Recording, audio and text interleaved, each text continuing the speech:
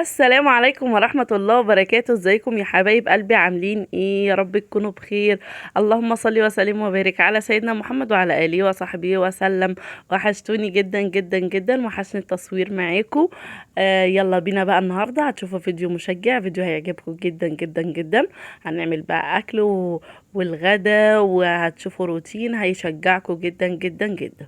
اول كده حاجة، بحضر معاكم كده الفطار.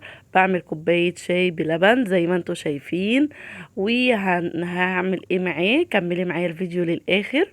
ويا ريت لو عجبك بقى الفيديو ما تنسوش بقى اللايك يا جماعة. يلا بينا نسمي الله. يلا نصلي على رسول الله عليه افضل الصلاة والسلام.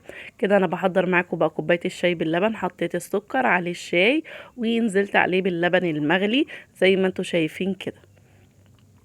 وبعد ما عملت بقى الشاي، عندي كده جاتوه من عند كويدر. هاخد حتة جاتوه مع الفطار، وهنستعين بقى بالله ونصلي على رسول الله. واقوم بقى النهارده هعمل معاكم حاجات مشجعة جدا جدا جدا. هحط بقى حتة الجاتوه مع كوباية الشاي باللبن وهفطر الاول، وبعد ما افطر هقول لكم هنعمل ايه، اكل ايه مع بعض، والتكات والحركات. بس يلا بينا. سميتوا الله، صليتوا على رسول الله عليه افضل الصلاة والسلام.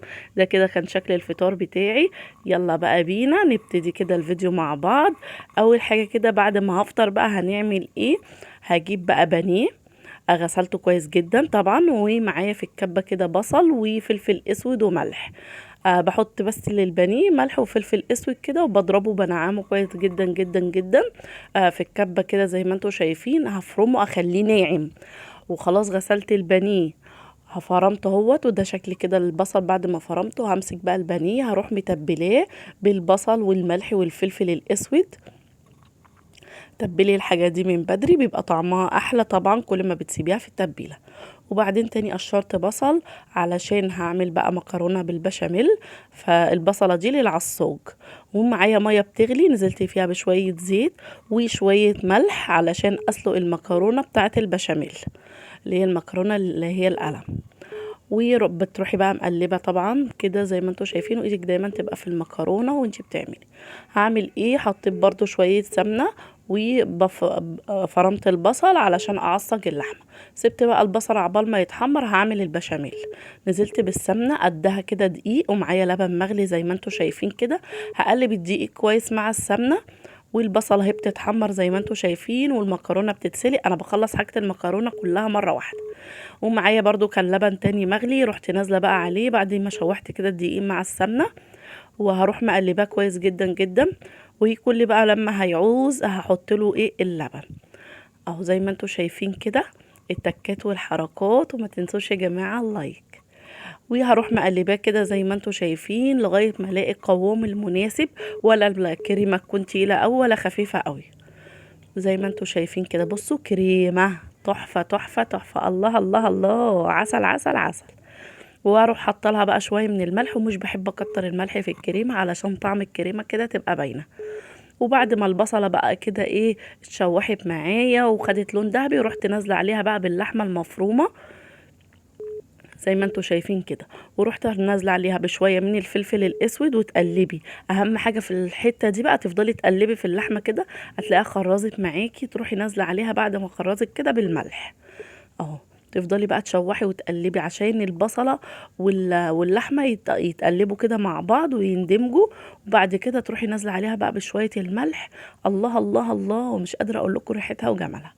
وبعد كده بقى بروح مغطياها وموطيه عليها واسيبها تستوي بقى براحتها خالص. زي ما انتوا شايفين كده. بعد بقى ما استوت كده هروح واخده بقى شويه على قد ما انا هعمل ايه المكرونه مثلا البشاميل. رحت بقى نازله عليهم بمعلقتين من الصلصه وتقلبيهم كده مع بعض على النار. وتسيبيهم شويه كده مع بعض كده. كل حاجه البشاميل جهزت معايا. المكرونه جاهزه مسلوقه. العصاج متعصج ومعمول بالصلصه. والكريمه كمان جاهزه معايا. بروح واخده بقى شويه من البشاميل كده حطاهم على المكرونه واقلبهم كويس. وتحطي شويه بشاميل كده حلوين. وبعدين بقى بجيب الطاجن او الصينيه اللي انت هتعملي فيها، بتنزلي بطبقه من البشاميل حلوه. وبعدين الطبقه اللي بعديها بتنزلي بطبقه مكرونه المتغرقه في البشاميل كده زي ما انتوا شايفين.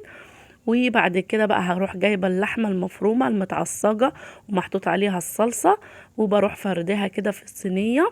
وبعد كده هروح نازله تاني بطبقه من المكرونه اهو زي ما انتوا شايفين كده، كل التكات والحركات. اروح بعد كده بقى نازله بطبقه كده من البشاميل الحلوه كده، اغطي الطبقه كلها اللي من فوق بالبشاميل. بجد لما تخرج من الفرن هتبهركوا شكلها، بجد تحفه تحفه تحفه. هدخلها بقى الفرن، وعقبال ما ادخلها الفرن تعالى اقول لكم هنعمل ايه. دخلت بقى على البلكونه، كنت غاسله الكفرات بتاعه الليفينج، وكنت غاسله سجاده الليفينج. تعالوا بقى اما نشوف. وكنت غاسله المفارش زي ما انتوا شايفين كده الحاجه وهي منشوره. هلم الحاجه الاول وهلم الكفرات وكل حاجه، وبعد كده بقى نخش على الليفينج. تعالوا اوريكم هنعمل فيه ايه النهارده. طبعا هتشوفوا شكل الليفينج دلوقتي، هتتخضوا من شكله، بس كل حاجة هنعملها دلوقتي سوا مع بعض. ده شكل الليفينج طبعا وانا شايلة الكفرات من عليه، والكفرات اهي لميتها من على الحبل، حطاها كده على الحرف علشان هركبها على طول.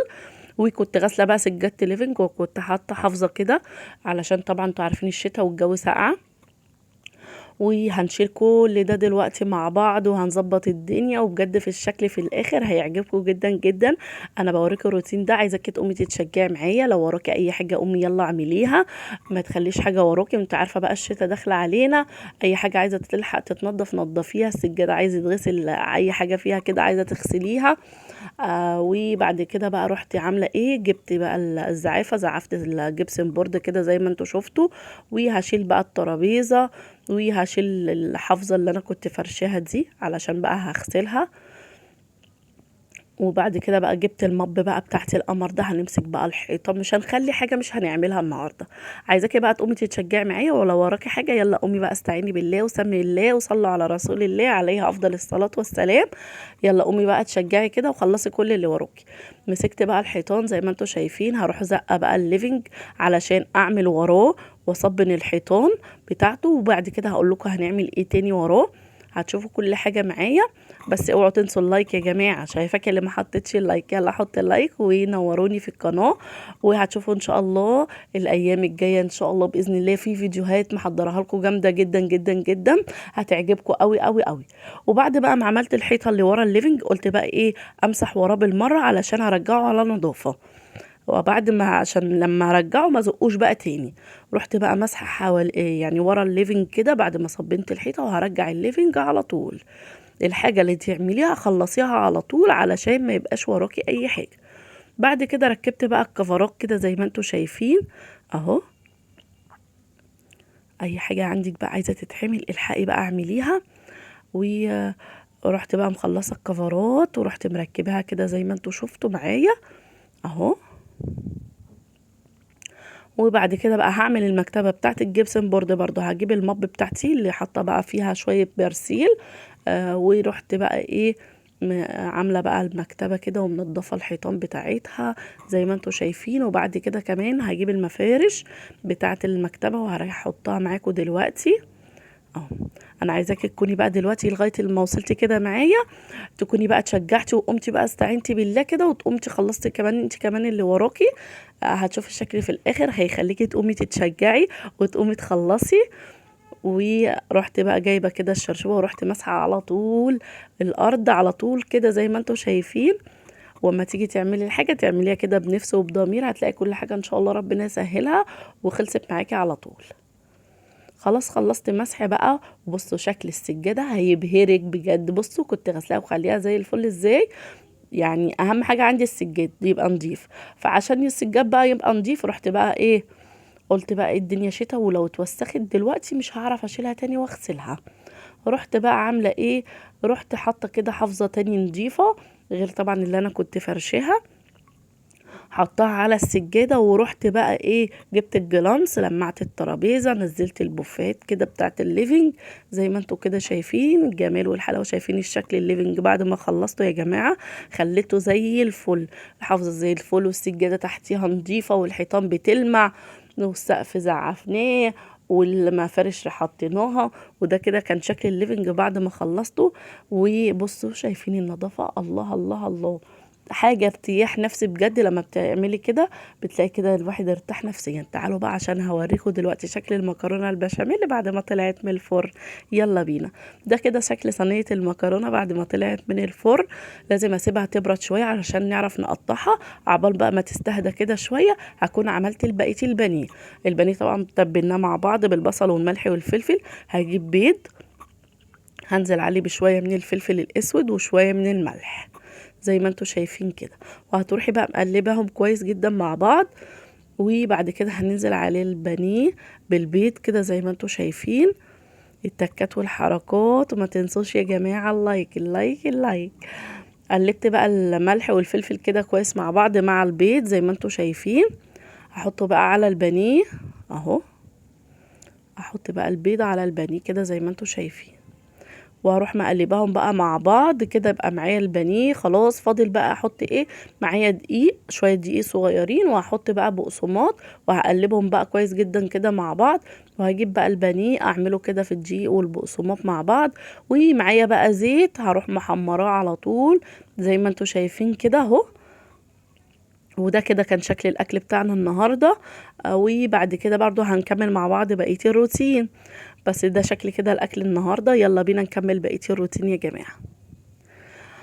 رحت بقى ايه الصالون بقى. دخلت بقى على اوضه الصالون ورحت جايبه بقى البليدج ورحت ملمعه الخشب بتاعه تلميعه كويسه جدا جدا جدا. دايما كده تدخلي ايدك في الفراغات بتاعه الصالون، الفراغات اللي هي اللي بيبقى فيها ورد والحاجات دي. حاولي كده ان انت ايدك تبقى فيها اول باول علشان دايما تبقى نظيفه معاكي. وبعد كده هروح ملمعه بقيت اهو الكنبه بتاعه الصالون اهو. وهغير دلوقتي الكفرات معاكم وهتتشجعي معايا النهارده ان شاء الله وباذن الله. مسكت بقى الايه الخشب كله خلاص لمعته كده. ورحت بقى ايه شايله الكفرات وهفرش. انا عندي غيار، هحط بقى الغيار التاني اهوت بتاع الصالون. وهرجع كل حاجه، الحاجه اللي بخلصها بروح مرجعها على طول مكانها علشان الدنيا حواليا ما تبقاش مكركبه. وهرجع كده كل حاجه مكانها. رحت بقى حاطه كده المخدات بتاعه الصالون زي ما انتوا شايفين وكوشنات وكل حاجه كده بخلصها واروح مرجعها على طول. بس يلا سميتوا الله صليتوا على رسول الله عليه افضل الصلاه والسلام. رحت بقى خلصت الكنبه ورحت داخله بقى على الكراسي. هنفض بقى الكراسي كده واروح برضو جايبه البليج واروح ملمعه كده الخشب زي ما انتوا شايفين كده بضمير. تلمعي ايه بضمير؟ يلا بقى استعيني بالله وصلي على رسول الله وقومي شجعي يعني معايا وخلصي كل اللي وراكي كده على طول على طول. دايما خلي ايدك في الحاجه. طول ما انت ايدك في الحاجه هتفضل الحاجه على طول معاكي نظيفه. وخصوصا بقى ان احنا داخل علينا كمان يا جماعه الشتاء والجو بقى بيبقى ساقعه وكده. فعايزين دايما ايه ايدينا كده تبقى في الحاجه عشان الحاجه كده ما تتوسخش معانا. وبعد كده بقى ايه رحت جايبه بقى صبنت برضو الحيطان بتاعه الصالون كده. بعد ما خلصت الخشب فرشت الكفرات النظيفه نفضته خلصت كل حاجه. وبعد كده بقى هروح شايله ايه الترابيزه بتاعه الصالون اهو زي ما انتوا شايفين كده. وهشيل برضو الارض وهمسح يعني نفس اللي عملته في الليفينج عملته في الصالون. بس كفايه كده عشان ما اطولش عليكم الفيديو اكتر من كده. ورحت بقى فرشه برضو فوق السجاده كده حافظه نظيفه. ورحت ماشيه بقى الستاير ومقفلها كده ومظبطه الدنيا. اهم حاجه بعد ما تخلصي انك انت تفنشي حلو وتظبطي الحاجه كويس قوي. هتحسسك ان انت عملتي حاجه بجد. طبعا المفارش دي كنت غسلاها وكنت نشرها ووريتها لكم دلوقتي. وكده خلصت الصالون. ده شكل الصالون بعد ما خلصته. يا ريت لو كنت وصلتي معايا لغايه هنا في الفيديو ما تنسوش بقى يا جماعه اللايك والاشتراك في القناه وفعلوا زر الجرس على الكل علشان يوصل لكم كل جديد. علشان ان شاء الله في الايام الجايه هتشوفوا فيديوهات هتعجبكم جدا جدا جدا. وفي ناس كتير قوي هتستفاد منها ان شاء الله. ورحت بقى مشغله كده الفواحه زي ما انتوا شايفين كده تعطروا الجو.